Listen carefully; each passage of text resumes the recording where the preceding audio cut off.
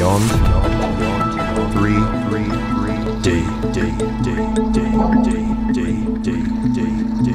Good evening, one and all. Welcome to this week's edition of Beyond 3D. Matt and Clint here with you. Hopefully the week has gone quite well for you, and everybody in Australia is thriving. All you guys around the world are going through your stuff, so we'll discuss a little bit of that and other things as we go on this evening. So, Clint, how have you been this week? What's with all... Hello, Matt. How are you? Hello, everybody tonight listening. What has been going on? I'm going to pose a question at the moment. Okay. What is with all these creepy clown sightings? Interesting that you pose that question this evening. Now, I'm not asking from the perspective of has the world gone nuts, because there's a lot of copycat stuff happening at the moment. I heard an instance just the other day that some kind of clown incident happened at one of our local high schools. And that's all I can talk about at the moment. But there's these creepy clown sightings happening all around the world at the moment, and people murdering other people dressed up as clowns. It's just off. It's just ridiculous. Well, to be perfectly honest with you, it's, what is it, some kind of a... Well, they do memes online. Maybe it's a full-fledged 3D live around the world meme going on right now. It's a weird one. I just think, you know, all these creepy clown sightings, someone just dress up as Batman and solve the problem here. Well, it is weird. Actually, my daughter mentioned it. I'm almost at the point where I think about it and, you know, the synapses want to connect that with something to do with MK Ultra. But no, because there's not enough evidence to link that. But all of a sudden, there's these creepy clown sightings happening around the world at the moment. So it's not a case of one person deciding to do it. This was a random situations that have all happened around the world at the same time. Really interesting. Very interesting. Because there's nothing more I can think of wanting to do than dress up like a clown on a Saturday night and just walk around my neighbourhood freaking people out. I've never was scared of clowns growing up. I've got a friend, and I'll say, hello, Marion, how are you tonight? Her heart would literally stop. I remember one Halloween party, I walked up behind her with a latex clown mask on, and I think she was a heartbeat away from someone needing to call 000. And I knew people have that. I knew she had that affliction. Yeah. So call me cruel. Not nice, but it to me, creepy clowns never really creeped me out. If anything, I think, what is it? I'm hearing some people are going around doing that, and a few people said, "Well, we'll take care of you. Baseball bat. Let's see what's going on." You got to be careful when you do that kind of stuff. Well, there's plenty of incidents in the States at the moment of people being killed by people dressed up as clowns. So, I don't know, Matthew. Well, when it comes to CCTV and all that kind of footage, if you're in clown gear, I mean, harder to spot you. It is. That's for sure. Harder to figure out who's actually done something, so maybe that's the reason for it. Everybody would be a little bit nervous at clown college this week, wouldn't they? You have to be. Saturday night. Yeah, a few doctors that'll be like, better not do that. What else is going on in the world, Matt? Oh, a whole bunch of goodies. Well, we know elections going on. Forget that. They are going through... I just said it and it's passed. You've got a hurricane at the moment named after you. I was just about to speak on it. I was saying the election is going on there. But now there is a hurricane that has taken over the news, and rightly so. But... even in a hurricane, we can find some interesting tidbits, and it is now stated that this weather system is being controlled by Haarp. Hang on a second, let me just pick myself up off the floor. They said this is the first hurricane that they've seen that actually looks like it will loop around back on its track and hit the place for the second time. No hurricanes don't naturally do that, though, do they? No, which is why they're saying it's being controlled. I'm just picturing a guy with a joystick and a monitor moving a hurricane across the landscape. Could you imagine? And the thing about it is, God bless all the people in Haiti right now, because they just went through it, and being that the entire western side of Hispaniola, the island of Hispaniola, was deforested over the years, going back to the time when the French got their clocks cleaned by all the Haitians way back when. Mudslides, all the landslides happen, things like that. So when a big torrential downpour comes through, it really has a dramatic effect because there are no trees to act as brakes for the wind and things like that. 842 currently dead. Yeah. And that's climbing. Tens of thousands homeless. And cholera. Yeah, is the big. And the thing was, they were in strife before this thing hit, and so really not a nice thing happening. It is heading up the eastern seaboard, Florida. The interesting thing about it is it was listed as a Category 4 storm on yesterday. It is now, I believe, been downed to a Category 2. It has to blow itself out eventually, doesn't it? Eventually, but they didn't want to take any chances. Hang on. Hang on. Yeah, go for it. I just said something really silly. Okay. I just said it has to blow itself out eventually, yet you're presenting to our listeners tonight that it's going to come around again. That it is a Haarp creation. Yeah. So who's to say that it would blow itself out? Who's to say they don't take it back round one more time just to clean up and make sure the job's done properly? Well, that could happen if it is Haarp, but what I'm looking for is it's going to hit the Carolinas, and then it's supposed to head back out towards sea. Okay. Normally with a hurricane in the eastern United States, it'll head up the coast, go toward the Carolinas, up into the Washington, Virginia area, and then you'd get a massive thunderstorm and a lot of rain going through New York, Boston, and head on out. And then it blows itself out? Ultimately, it will go up and just dissipate. Right. They always start on the African coast. They always move in a clockwise formation down towards the Caribbean and then come back up and around.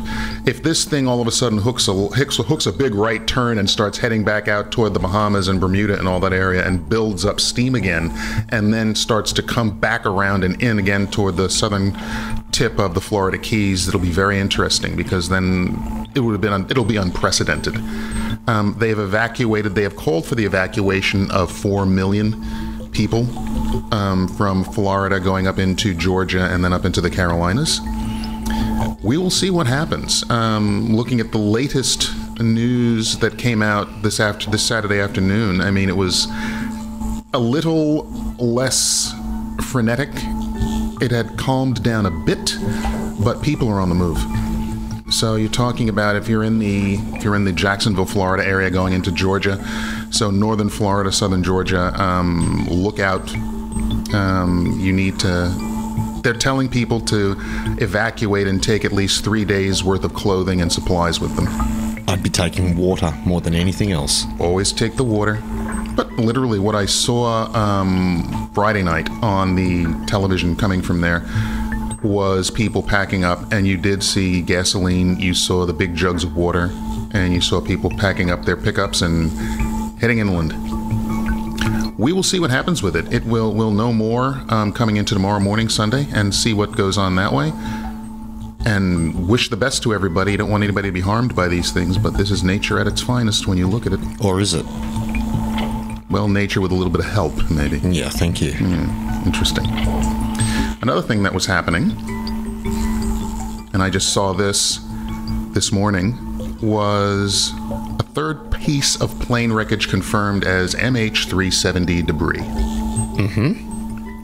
So the Army at Diego Garcia decided to throw something else in the ocean and let it float toward Mauritius, and now they have another piece of the plane. I have this long pause where there's so much that I could say, and it's just where do you start? Where do you start with something like that? It's stupidity on a grand scale, quite frankly. Enough time has passed. Yeah. Enough time has passed that any piece of wreckage that has been thrown out into the ocean that is the same model plane as MH370 can be presented as a piece of original MH370. There's no guarantee that is a part of that original plane.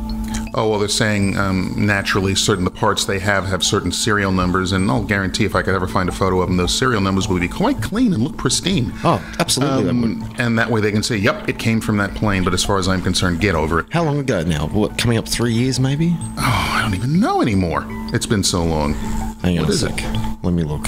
They say here since July 2015, about 6 pieces have been confirmed as likely coming from the missing plane. Okay, so let's spitball this and just play devil's advocate for a second. Yep.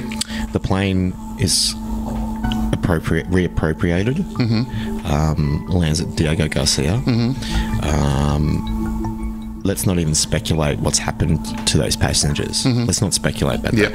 Let's just say, let's park the plane. And what are we looking at now? 3 years later? March the 8th, 2014. It'll be 3 years this March. So 3 years this March. They've had plenty of time for that plane to be parked in a hangar somewhere, torn apart. Yep. And scattered throughout the ocean so that it just coincidentally happens to wash up in areas where it can be retrieved. Yeah?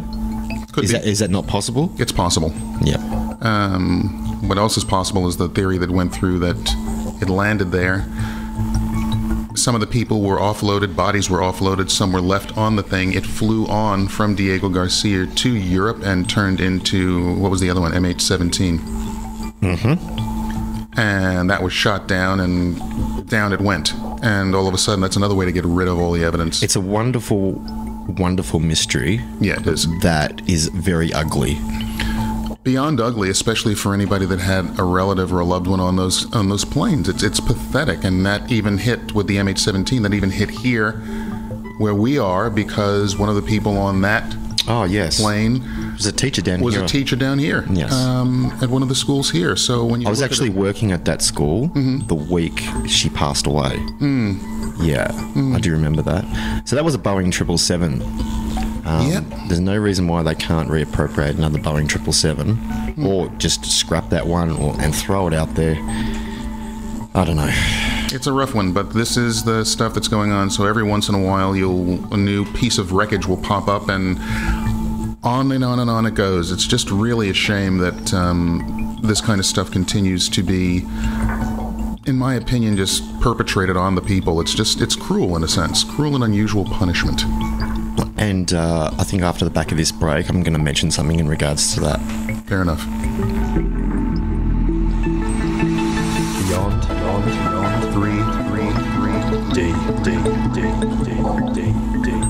Welcome back this week, everyone, to another episode of Beyond 3D. Beyond 3D. I was hoping you were going to do that.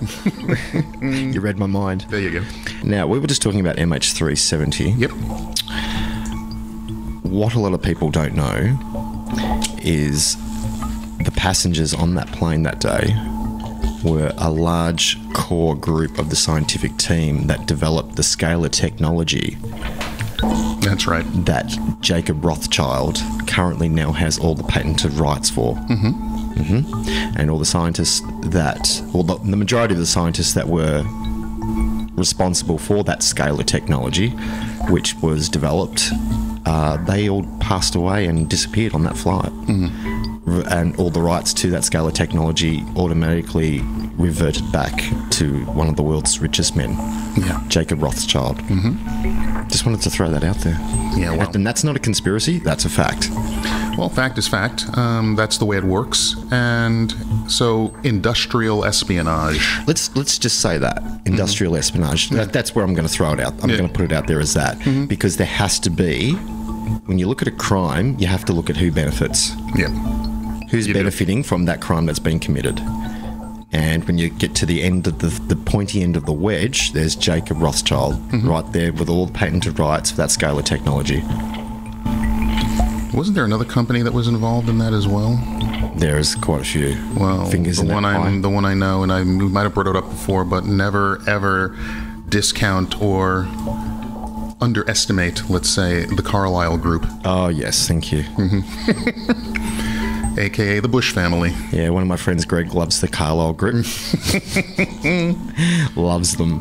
And as soon as you get to them, you get into Halliburton and you get into the Dick Cheneys of the world and a lot of people that are involved in this. And that's just, you just mentioned 3 different names in, and that's that creates a perpetual giant snowball of the military-industrial complex. Yes, it does.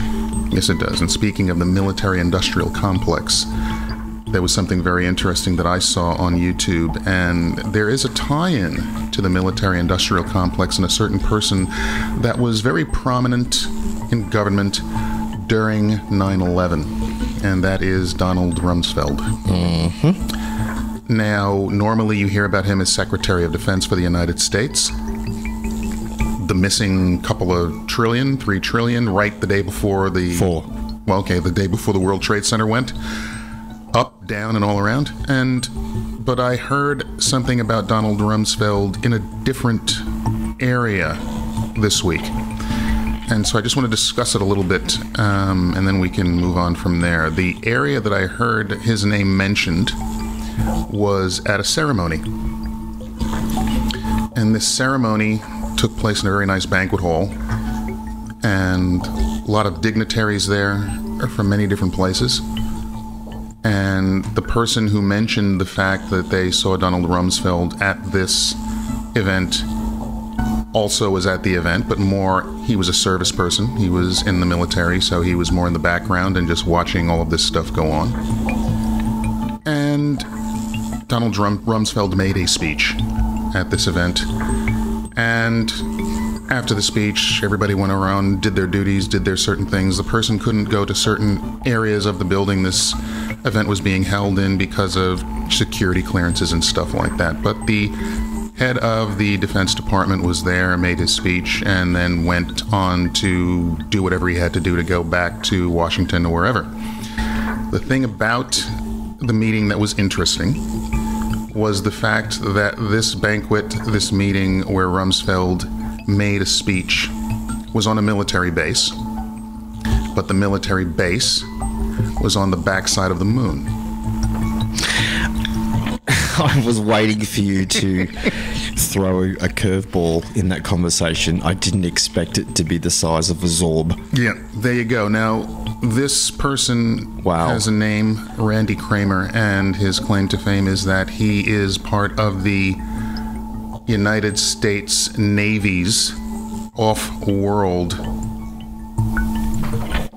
for lack of a better term, units, squadrons, things like that. And he described the place where this meeting happened. Like a tactical force? In a sense, yeah.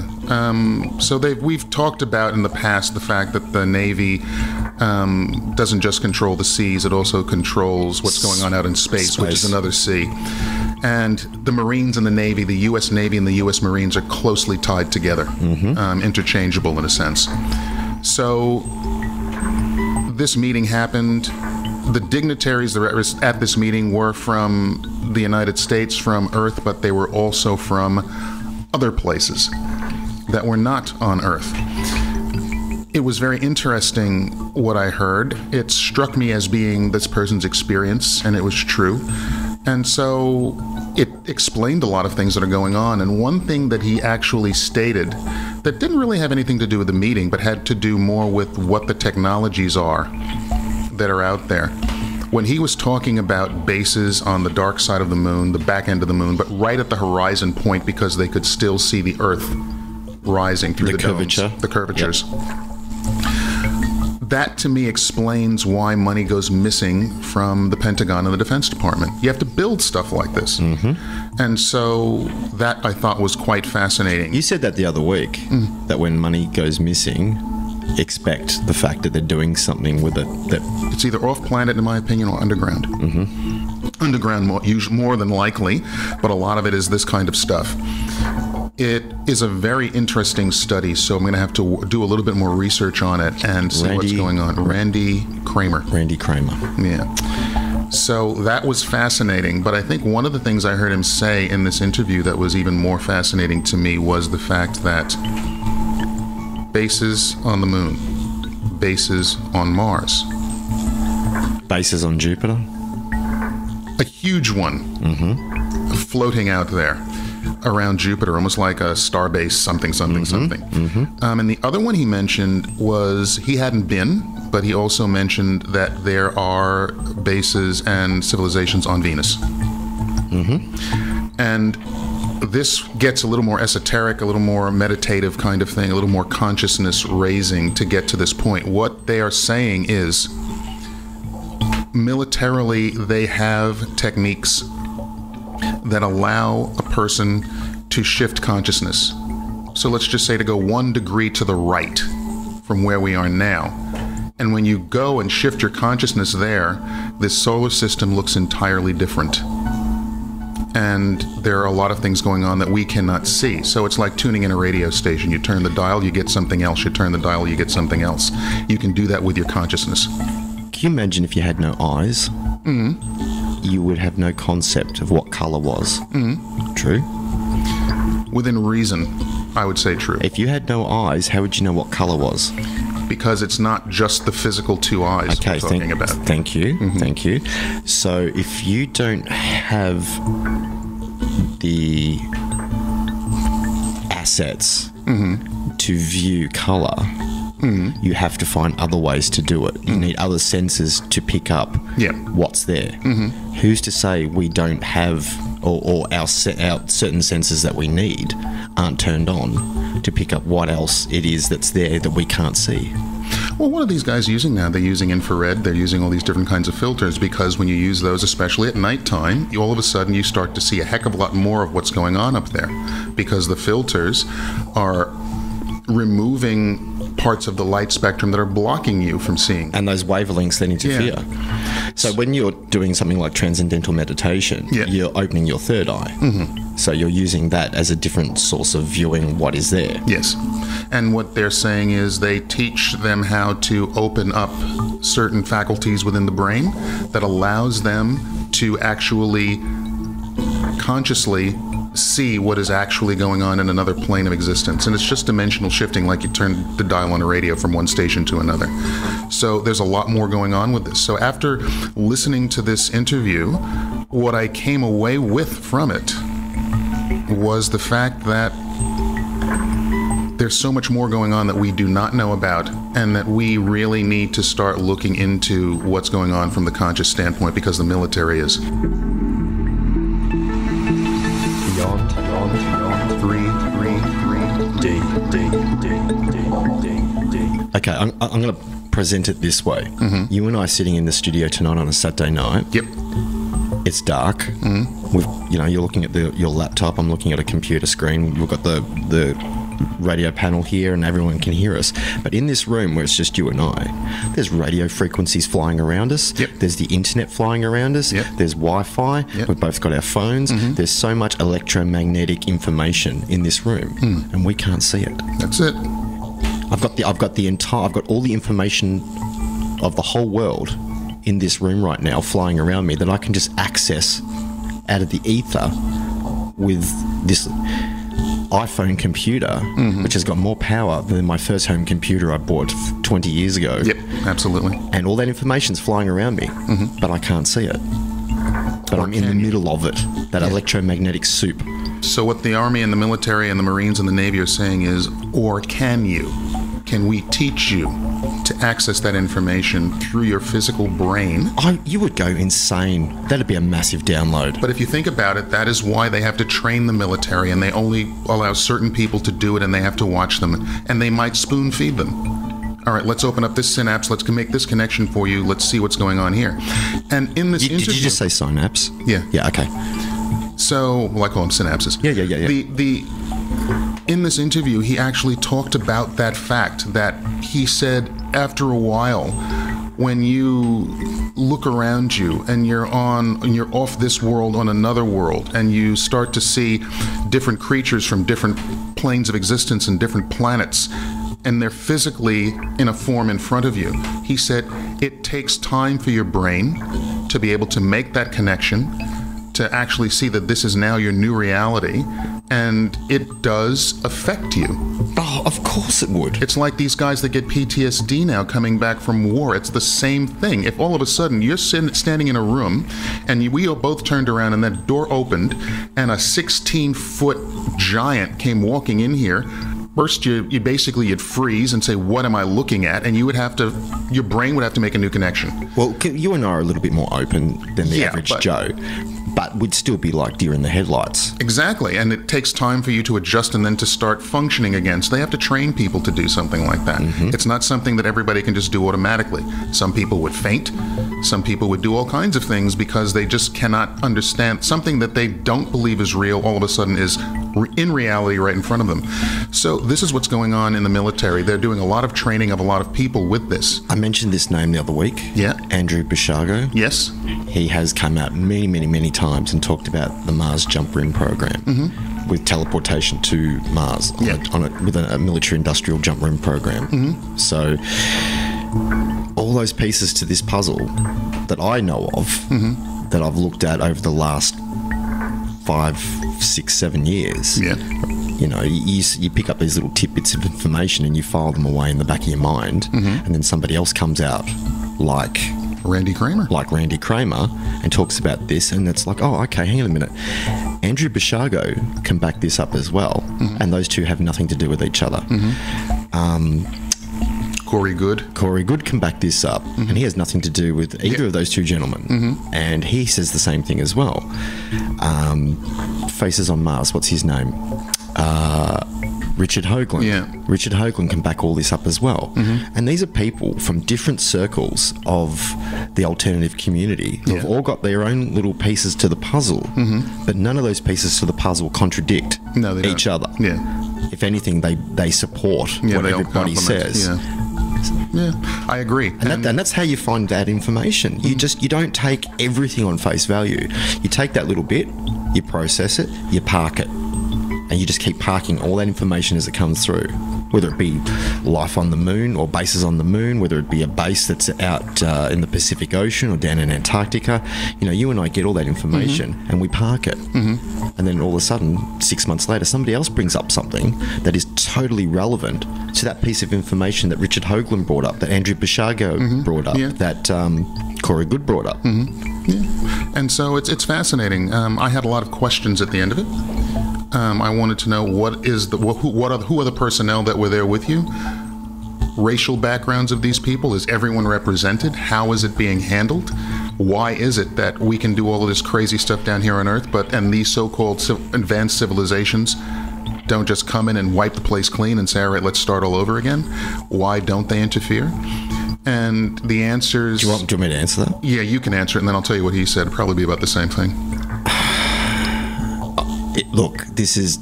I don't even know how to say this. One of my theories is that we are living in a farm. Yeah. Pretty much. A resource. There's a giant resource farm, this planet. Biological resource farm. Why would you want to wipe out your farm? Well, I'll tell you what, it was very interesting because he said that he mentioned the Zeta Reticulans.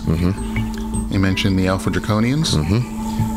He said the Zeta Reticulans, there are just at least 7 different subgroups within them. And as far as the Alpha Draconians, he says they're the bullies on the block, very bad news, go away. And the other thing he said was what you just said, they consider us food. Who does? The Alpha Draconian. Oh, yeah, I've heard that many times from many, many different people. Yeah. And so... Credo Mutwa. Yeah, he did. Yeah. Credo Mutwa, South African, Zulu. What would you call him? A shaman. A shaman. Thank you. That was the exact word I was looking for. I had witch doctor on the tip of my tongue, but that's more nefarious. Very close friend of David Icke. Yeah. And how old would he be now? He'd be 95 now. 95 years old. He's had plenty of encounters with those. What do you call them? Alpha Draconians? Yeah. So all of this was brought up, and once again, it brings it around to, oh, I've heard that over here, and it almost validates. You hear it over here, and it validates. It was fascinating to listen to. The thing that really struck me was I'm thoroughly into what Randy Cramer called psionics, and how to open up the brain and those pathways so that you could actually understand what was going on there. Filter the information and process it. Yeah, and he's actually, from what I understand, he's looking to set up courses to teach that. So it's, in my opinion, like a form of remote viewing in a sense. Yeah, well, it would be. Yeah. So that was going on. So it was an interesting study, a little bit of research this week to get into that and to see what is going on, because I've always heard about the USS ship out somewhere in space. You want to say Star Trek? No, I wasn't going to say Enterprise. No, I was going to say Enterprise. No. Wasn't going to get into Star Trek. But the space program, the Navy's space program, and what they're actually doing out there, and why they still have a little bit of a rivalry, the Army and the Navy. Oh, they have a big rivalry, actually. Well, I think about the amount of money that would get pumped into a program like that. Trillions of dollars being siphoned into the Navy. Don't tell me that the Army aren't kicking up a stink over something like that. Yeah, they would be. I think they would be. And the other thing, the Navy can't stand the Air Force. The Air Force is like the poor relation over there in the corner, drooling. So they don't like them very much. So the Navy basically controls this thing. And they have fleets up there, and all this stuff is going on. So that's the kind of stuff we love hearing about. And I like when people come back and can actually start to validate, and other people say, yes, that's what I've heard. And they're now getting their commanders are allowing them to come out with certain information. It's the soft drip feed. It's very soft. It's definitely your own intravenous drip as to what's really going on out there, because when you hear this stuff, you know there's so much more that they're not saying. It's the iceberg theory again. Yeah, you get the tip of it, and underneath, whole huge 28,000 foot mountain under the water. Amazing. But it is what it is. Beyond 333 D. Welcome back tonight, everyone, to another episode of Beyond 3D. Can I mention his name? Go ahead. The Donald. What has he done now? What doesn't that man do? What has he done now? I used his image tonight in our promo on our Facebook page. If anyone has a look at that on our Facebook page, it's just go to Facebook Beyond 3, the number 3, and hyphen, and the letter D, and you'll see the little bit of artwork we punched up there for tonight's show. That's what Donald's going to look like when Hillary... Hang on, Matt, I'll just turn that around. Oh, you would have seen it anyway. Did you see our banner for tonight's show? That's what he's going to look like when the news comes in that he's lost. There you go. There you go. There's our banner. Well, we know what's going to happen when that news comes in, because all of his people are already saying the only way he could possibly lose is if the election was rigged. Wow. Let's draw attention to the lie and make it a counter lie, and counter lie the truth, so that when the truth comes out, the counter truth looks like a lie, and then therefore he doesn't lose face. If any of that makes sense. It didn't make sense to me when I said it then, but I knew what I was talking about.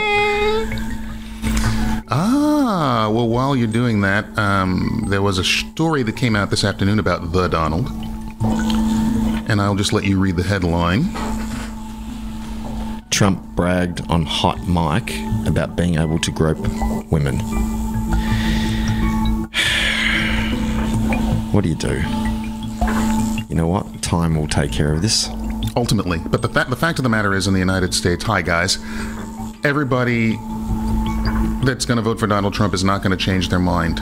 There's nothing he can do at this point, short of murder, that is going to make them not vote for him or change sides. The same thing in the Clinton camp. That's what it comes down to. The problem is, like here in Australia, we have to vote. It is mandatory. It is not mandatory in the United States.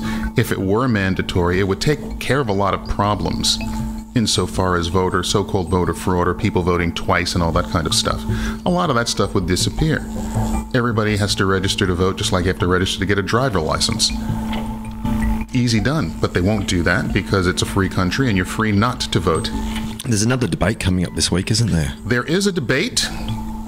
It's not... Well, it's Saturday night for us, so that means it's basically Saturday morning in the States there. So it might be on their Saturday night, or it might be on Sunday night. I will look it up and see. Sunday, October the 9th. Okay. Well, the second debate looks like it'll be on Sunday evening.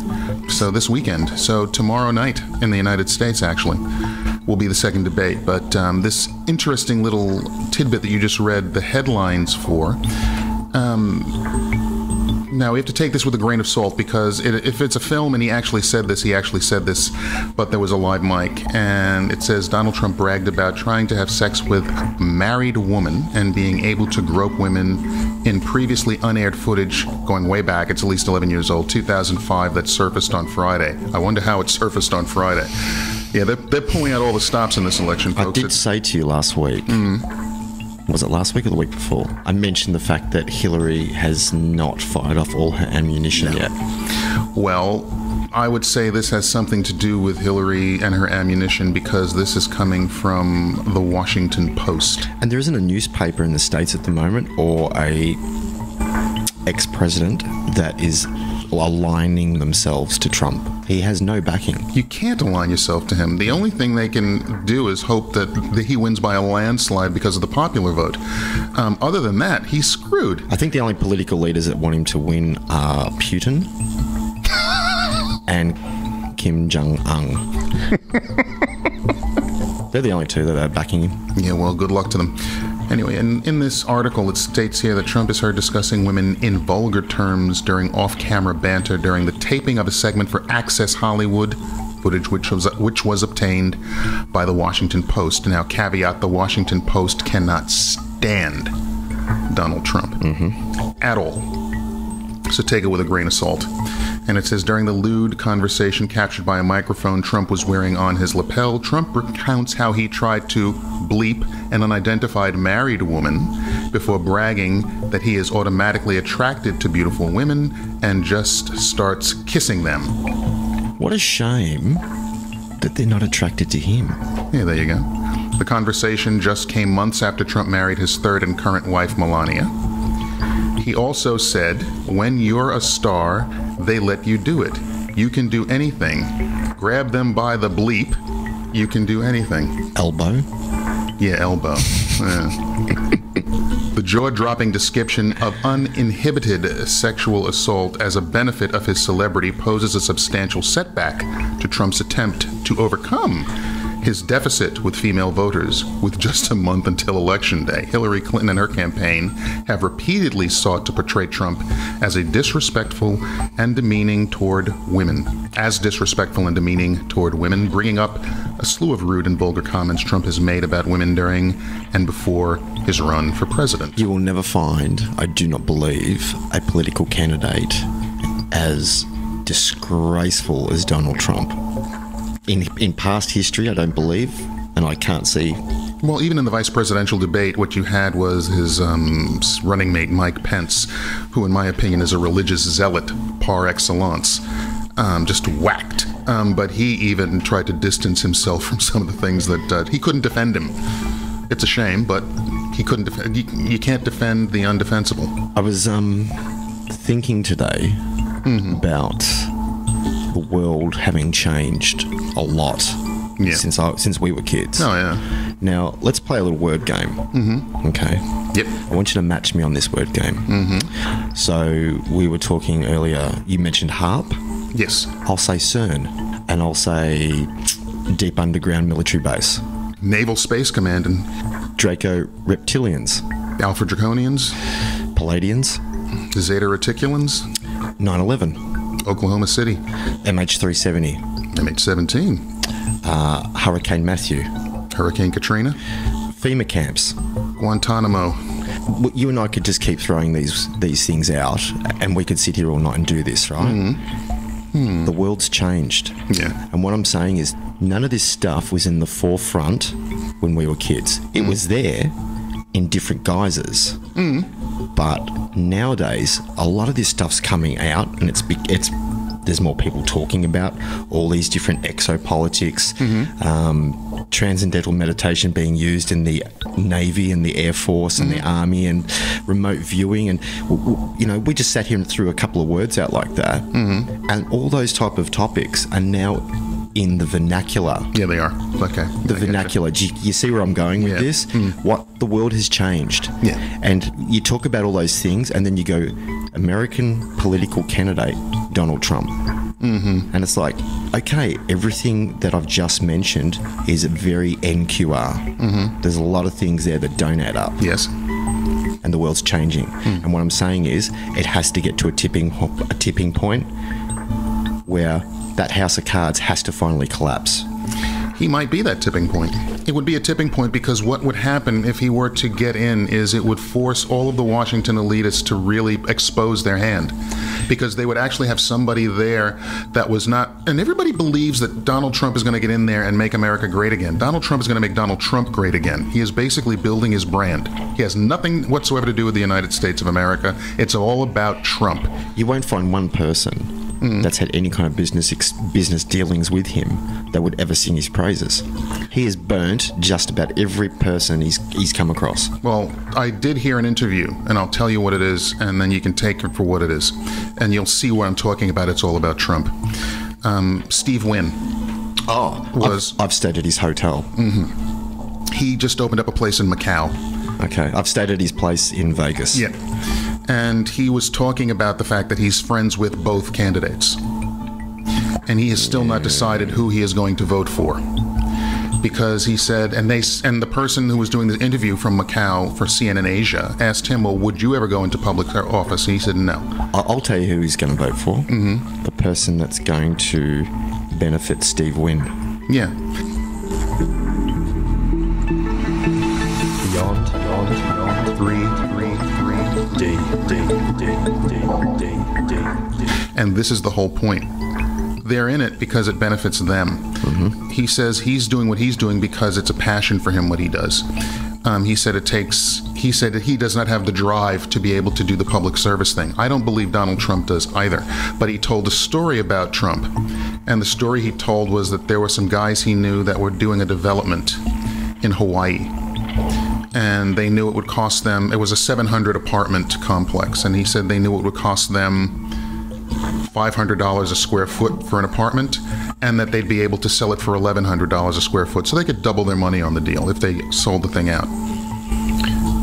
One of them knew Trump and called him to discuss this kind of a deal with him, and he says, I'll tell you what you can do. He says, I'll come out there, use my name, put my name on it. I'll come out, do a couple of interviews, do some marketing for you. And he said, and if you don't make at least double what you thought you would make, I'll do it for nothing. Trump came out, did his whole thing.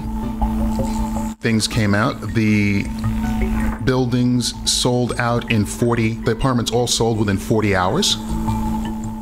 And instead of $1,100 per square foot that they wanted to sell it for, they sold it for $1,750 a square foot. That, what Steve Wynn said was, that is the brand Trump. Okay. He had nothing to do with the building. Okay. He had nothing to do with any of that. All he did was market. I guarantee you that was before his political run for the top job. It was before. Now what it is Trump wants his brand to be... He doesn't want it to be the United States of America. He wants it to be the United States of Trump. Yeah. And what's wrong with that? It's pathetic. Ego. There's no room for ego in this world. Well, this is the whole point, which is why even his sons, it came out that the sons said that they wanted Dennis Kasich, who's the governor in Ohio, I believe, to actually become the vice presidential running mate. And they said, well, basically, you can run the country and do all that kind of stuff. Trump is going to be out marketing, making America great again. And we're like, sorry, it doesn't work that way. If you're the president, you have to be head of, you're not just like here in Australia where you have a prime minister that's the head of the government and the governor general is the head of state. The president of the United States is the head of government and the head of state. You have to do both. You do not have time to go out and market your brand. Now, we were just talking about the fact that, okay, Trump could be the tipping point for that house of cards of everything we just talked about before with the collapse. So. Yeah. This week,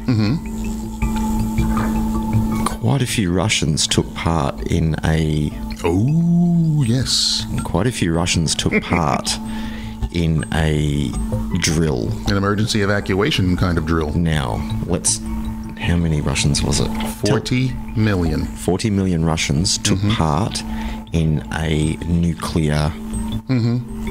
evacuation drill. Well, you really can't evacuate from a nuclear drill. So if the bomb goes off, just stand there and wait. You'll be gone in about 10 seconds maximum. And you won't even feel it. Well, what would you call it? More of a drill to try and survive a nuclear... conflagration. Now, why would that many people, Matt, be taking part in something like that unless Putin was getting ready for something despicable? There's been a lot of talk about, and I think Trump played into this, and now he's backed off, because before Trump said, Putin said nice things about me, so I say nice things about him. I could have a good relationship with him. And then the Republican people behind him started saying that Obama was trying to start a war with Russia, and that they were back, that how could you possibly say this? During the last vice presidential debate, Mike Pence lied during the debate and said that he never said that Putin was a better leader than Barack Obama, his own president.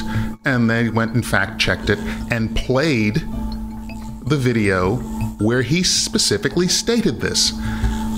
It's pathetic what's going on over there with this kind of thing. What's actually happening is Russia is doing some dirty things in Syria. Quite frankly, the United States found out about it and are basically calling them on it. And it's caused a big diplomatic problem. John Kerry has backed off of his negotiations and talks. And the Republicans were trying to blame it on Obama going in and sabotaging the entire area, but it didn't happen that way. So the truth will ultimately come out. But Donald Trump has backed off what he was saying about Putin earlier. And now he's playing the, I don't know if he's good, I don't know if he's bad, we'll see game. So they're all a bunch of liars as far as I'm concerned. And people get tired of it after a while. Of course they are. And Hillary's no better.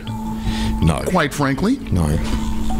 If not worse. But the fact of the matter is that unknown element known as Donald Trump, from a world perspective, is just intolerable.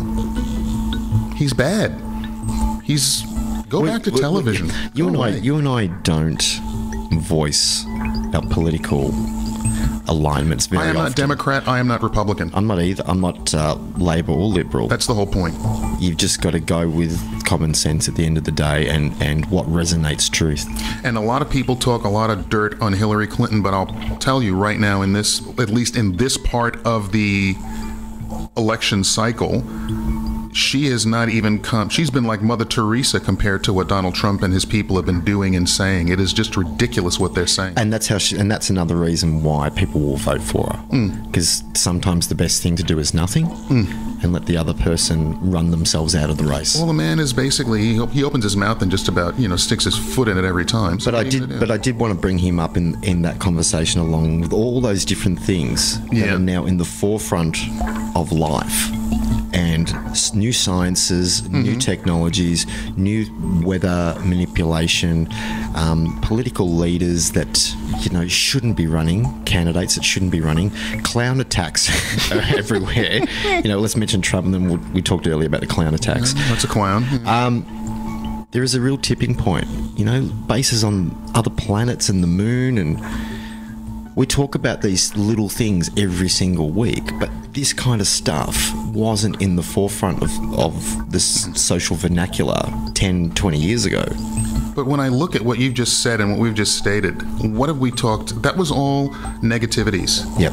The people are being bombarded with all of this, with all of these negative images. To me, what is positive is military has gone off planet, is dealing with other worlds, is trying to bring this place into a galactic, for lack of a better term, civilization. But it's being hidden. It's being hidden from the general populace of the planet itself. And that, to me, is reprehensible. Why do that? Because if you brought that out to the people, what would happen? Have you seen the movie Elysium? Yes. Okay, there's your answer. Yeah. Interesting movie, that. Elysium. Yeah. So it's just a shame that kind of stuff goes on. I mean, we want to and we love guys talking about what's going on that's bringing the planet forward, making us expand our awareness, expand consciousness. We talk about and we report on what's going on in the world right now. This is the number one story in the world, this election. The number two story in the world is what's going on in Syria between the United States, Syria, and Russia. Or Jordan. So we talk about Jordan and the Syrian refugee influx into Jordan. It's been massive. It has. Half of the country is on the move. 620,000 Syrians were registered with the United Nations Refugee Agency in Jordan this week and last year. Oh, well, that was as of June 2015. Jeez. Oh, and you worry about, what's going on. It's these people need somewhere to be. Well, they need to be where they live normally. What has to happen is, why over a regime change? I don't believe it. I don't believe it either. There has to be something else. Something else is going on there that has to be looked into, because this does not happen over just getting rid of. That's like saying I killed that man because he stubbed my toe. No, there has to be a bigger reason than that. Something's going on there. And I don't know if we mentioned this, and maybe this has something to do with what's going on in that whole area. History is rewriting itself in a sense, and the story was the fact that, and I put it up on our Facebook page, and it was the fact that I think it was the Iraqi transport minister mentioned. Oh, let's get back to that after this quick break. Beyond 3D. Welcome back tonight to our last leg of Beyond 3D, Matt. Yep. I was about to mention what was going on with Iraq and the transport minister. They have found what they believe to be an ancient airport. Trying to remember it now. 7,000-year-old airport. It's up on our Facebook page. I put it up during the week when I first saw it. But the Iraqi transport minister reported that ancient aliens built the world's first airport 7,000 years ago, which is quite fascinating, if true. Where are we talking? Southern Iraq. Gee, really? And southern Iraq is next to Syria. Hang a second. Iraq, Afghanistan, Syria, Stargates, Nephilim giants, portals, Vimana. Yes. How many other things can we talk about that we have spoken about over the last the last 2 years that all perpetuate and resonate and revolve around this little pocket of the world?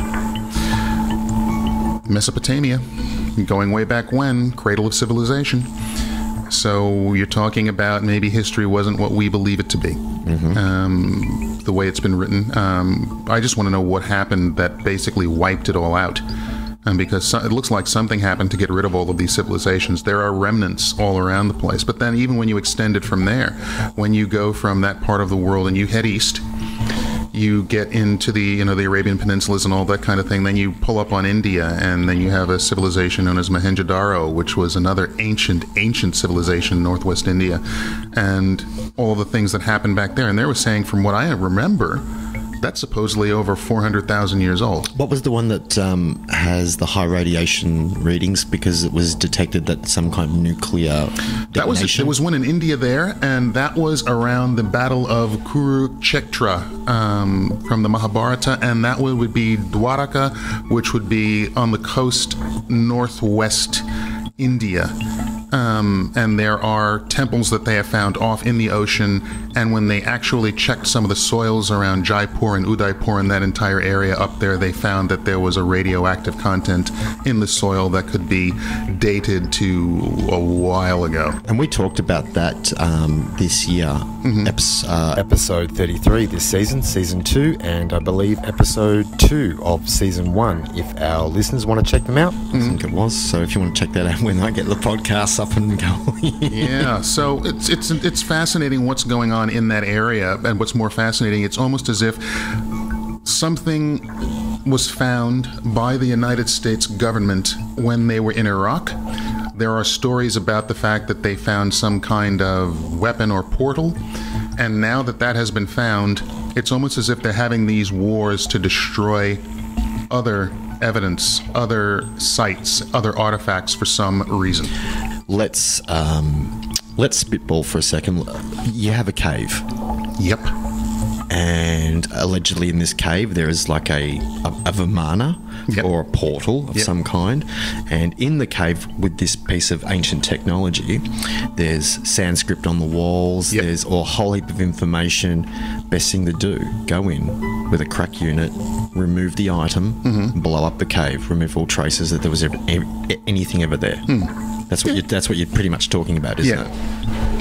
But before they blow it up, you take pictures of the walls and the language that was written on those walls, so that way you can send it to some secret facility that can translate, mm-hmm, and hopefully help you find out. Great place to hide the instruction book, on the wall. Yeah, but the fact of the matter is, in the series Stargate, they talked about that kind of thing and the different pictographs they would see on the walls, and it took them a while to figure out what was actually going on. I'll say Prometheus again, even though I know you haven't seen it yet. Yep, I haven't. But I'll tell you, it's a fascinating thing. But to me, when I start to see all of this stuff happen in one concentrated area, there's a reason for it. And people are leaving. Exodus. It was like when they had the hurricane, all of a sudden it's going to hit Florida, and they tell 4 million people to evacuate.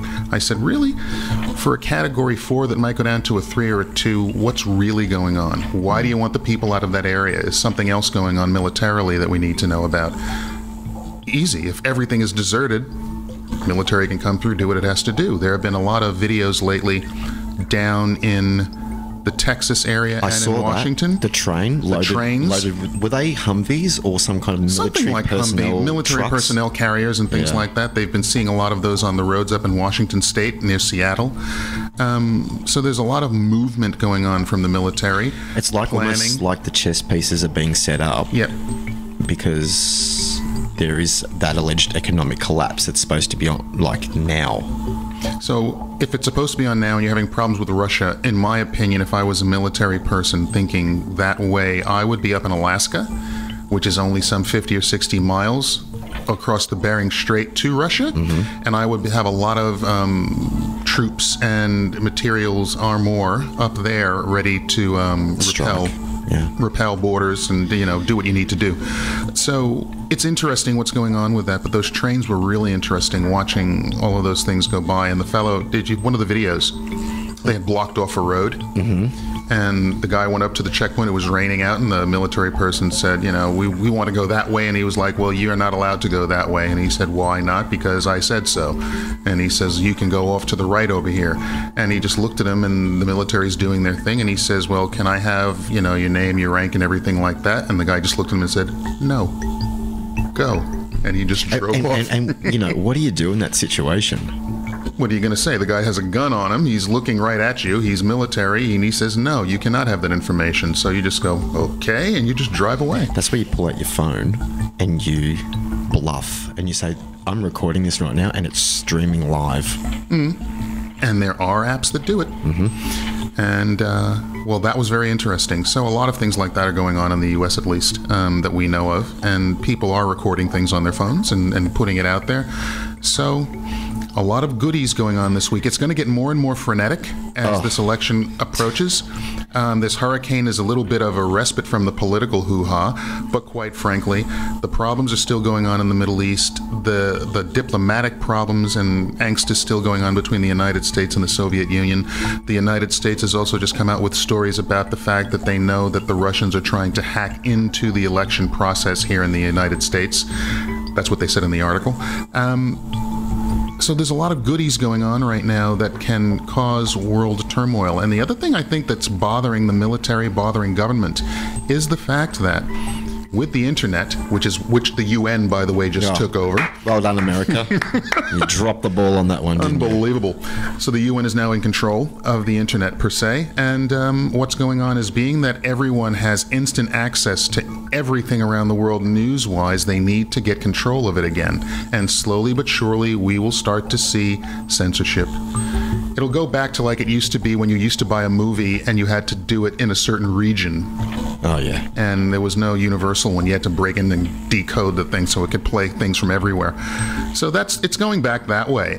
They do not like the fact that most people get the information through the internet via Facebook, Twitter, and what have you before they can even make a special report on CNN or on MSNBC. And represent the facts. Or on Fox. Yeah. In a way that tells a different narrative. Absolutely. And so people get it live and in person, and they don't have to wait for the news anchor to go, and you know what? Spin. And you know what me off? Hang on. It's the fact that those facts get distorted and then fed through the mainstream as factual. Yeah. And then when it filters down to the thin end of the wedge, it ends up on the front page of a blue-collar newspaper. And I will meet or catch up with one of my blue-collar friends who's read a story on the front page of a blue-collar newspaper, and then they recite to me what they consider to be 100% factual, because in their perception of reality, what is on the front page of that blue-collar newspaper is exactly what's really going on in the world. And you try to explain to them, mate, I knew this fact 6 months ago, and you're only getting the tip of the iceberg. And the second I say that and I present the other facts that are underneath the story, because their reality is that blue-collar, filtered down, re-edited version of what the facts were, all of a sudden when you present more radical ideas, you've got a tinfoil hat on. What are you talking about? You're crazy. Buddy, wake up. Get out of that bubble. Yeah, there it is on Reuters. I always go to Reuters because it's a little bit removed, but... Stuff happening in the world, Matt, and all we can do every week is just throw up the facts, the bits and pieces that we come across, and just present what it is that we know, and get you people out there to join the dots yourself. That's what has to happen. You have to. It will present certain information. All of a sudden, you'll go, wait a minute. You'll click, and you'll look at something else, and you go, wait a minute. They're saying that over here as well. A source that you know. That's what it's about. I'm going to say good evening tonight to one of our listeners, Michelle Abrams, up in Queensland. Now, you and I sit here and we talk about facts and different things and bits and pieces, and Michelle will jump onto our Facebook page and tell us sometimes things as well. Yep. It's not just you and I. It's everybody. That's it. Everybody needs to listen. Everybody needs to go independently and look at things themselves. That's right. And share it. Just share everything you find. Sometimes you're wrong. A lot of the times you're right. That's it. Put it out there. Get other people thinking about it. Get other people talking about it. And that's all we have time for tonight, Matt. Indeed. A week went by very, very quickly. Oh, it's speeding up. The next 30 days or so are going to be frenetic. It's going to be insane. There's a lot of information that's going to be flowing all around the planet, and you will be bamboozled by a lot of the things you see on the surface. So scratch beneath that surface and get some really good information going for yourselves, because you really can't take anything on face value right now. Oh, absolutely do not. Under any circumstances. Don't believe a thing you're told.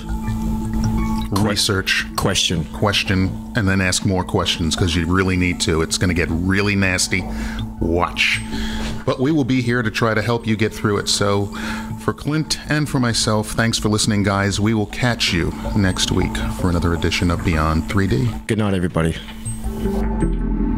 Just because you haven't experienced it doesn't mean it doesn't exist.